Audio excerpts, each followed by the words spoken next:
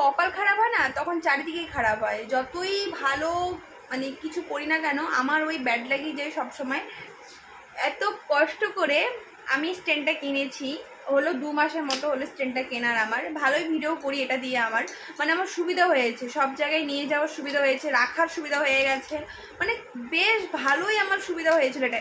আজকে ভিডিও করতে গিয়ে দেখো 2 ফালা হয়ে গেল, মানে কার যে নজর লেগেছে ভগবানই জানে, মানে ভালোই লাগে না আমার, মানে কার নজর লাগবে বাবা এটাই। মানে আমার না সবটাতেই খারাপ, মানে আমি মানে কি যে বলবো, মানে ভগবান আমার জন্য না ভালো কিছু লেখেই নেই। যখন মানে লিখতে গিয়েছিল তখন ধ্যান অন্য দিকে ছিল, সেই জন্য ভগবান আমার কোনো ভালো কিছু লেখেনি। যদি ভালো কিছু লিখতো তাহলে আমার সব কিছুতেই ভালো যেত, মানে সব কিছুতেই ভালো। মানে আমার যা ব্যাড লাক যাচ্ছে, এমনি তো পয়সা করে হাতে নেই।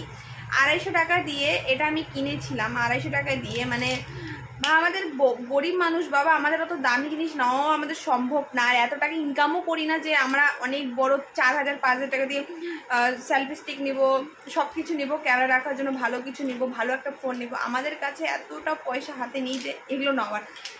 250 টাকা দিয়ে শখ করে এটা নিয়েছি, আজকে দেখো 2 ফালা হয়ে গেছে। মানে তোমাদের যে কি বলবো, আমার ভালোই লাগে না।